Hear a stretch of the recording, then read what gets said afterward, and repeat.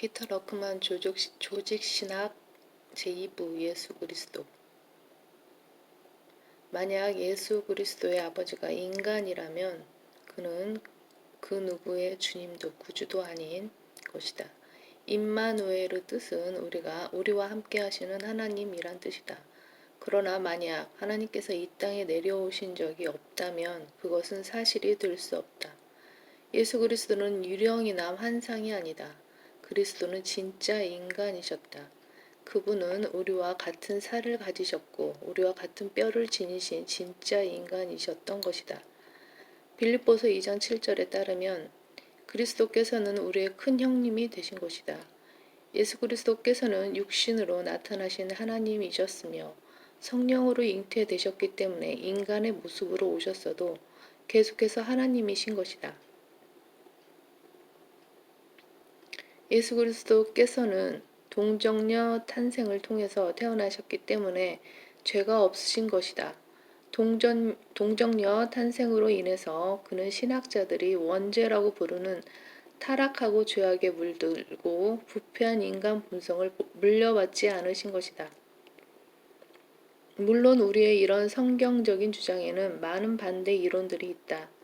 어떤 사람들은 하지만 당신의 주장은 겨우 성경의 몇몇 구절들에서만 발견되는 것이요 라고 한다. 성경의 진리는 한 구절이라도 명백하다. 물론 동정녀 탄생에 대해서 말하고 있는 성경 구절은 한 구절만이 아니라 이사야, 마태복음, 그리고 누가복음 세 군데에서 집중적으로 나타난다. 어떤 사람들은 예수 그리스도께서는 자신의 동정녀 탄생에 대해서는 직접 말씀하시지 않았다고 한다. 그러나 요한복음 6장 51절에서 예수님은 자신의 동정녀 탄생에 관해서 강력하게 말씀하고 계시다. 나는 하늘에서 내려온 살아있는 빵이니 누구든지 이 빵을 먹으면 영원히 살리라. 과학자들은 예수 그리스도의 동정녀 탄생이 생물학적으로 불가능하기 때문에 받아들이지 않는다고 한다. 그러나 하나님의 말씀에 따르면 예수 그리스도께서는 생물학적인 방법으로 이 땅에 오신 것이 아니라 기적적인 방법으로 이 땅에 오신 것이다. 그래서 성경은 디모데전서 6장 20절에서 거짓되이 일컬어지는 과학의 반론을 피하라고 경고하고 있다. 성경은 고린도전서 1장 25절에서 이는 하나님의 어리석음이 사람들보다 더 지혜롭고 라고 말한다. 그리고 성경은 이런 과학자들에 대해서 다음과 같이 분명하게 말하고 있는 것이다. 이는 이 세상 지혜가 하나님께는 어리석은 것이기 때문이라. 기록되기를 주께서는 현명한 자들을 자신들의 꾀에 빠지게 하신다 하셨느니라. 주께서는 사람의 생각을 아시나니 그것들은 허무하도다. 그러므로 만약 15만 명의 과학자들이 예수 그리스도의 동정녀 탄생이 생물학적으로 설명될 수 없기 때문에 사실일 수가 없다고 한다면 그것은 진리가 과학자들과는 절대적으로 상관이 없음을 뜻한다고 하겠다. 그리고 과학자들의 그러한 자세는 오히려 다음과 같은 하나님의 말씀이 사실임을 입증한다고 할 수 있을 것이다. 그러나 자연인은 하나님의 영들을 받아들이지 아니하나니 이는 그 일들이 그 사람에게는 어리석게 여겨지기 때문이요. 또 알 수도 없나니 이는 그들이 영적으로만이 분별되기 때문이니라. 고린도전서 2장 14절 말씀. 그러나 자연인은 하나님의 영의 일들을 받아들이지 아니하나니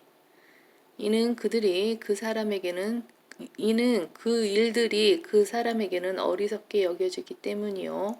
또 알 수도 없나니 이는 그 일들이 영적으로만이 분별되기 때문이니라. 고린도전서 2장 14절 말씀. 고린도전서 2장 14절. 그러나 자연인은 하나님의 영의 일들을 받아들이지 아니하나니 이는 그 일들이 그 사람에게는 어리석게 여겨지기 때문이요. 또 알 수 없나니 이는 그 일들이 영적으로만이 분별되기 때문이니라. 교육받은 학자들 또한 그것이 너무 기적적이라는 이유 때문에 예수 그리스도의 동정녀 탄생을 거부한다. 그러나 그들은 모든 생명의 출생이 기적적이며 놀라우며 신비적이라는 것을 모르고 있는 것 같다.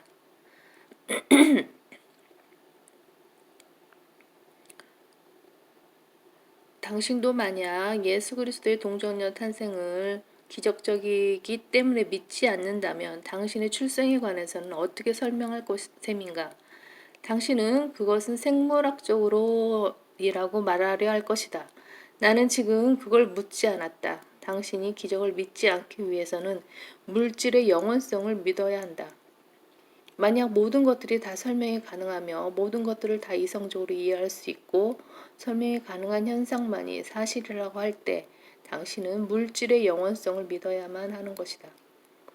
그리고 만약 물질이 영원하다면 성경에서 말하는 태초에 같은 태초부터 없었다는 말이 된다. 당신은 당신의 아버지의 씨로부터 나왔고 당신의 아버지는 할아버지의 씨로부터 나왔고 할아버지는 증조할아버지의 씨로부터 나왔고 그런 식으로 계속 올라가다 보면 결국 원숭이의 씨까지 올라가게 될 것이다. 이러한 당신의 족보에 의해서 당신은 다음과 같이 고백할 수 있을 것이다.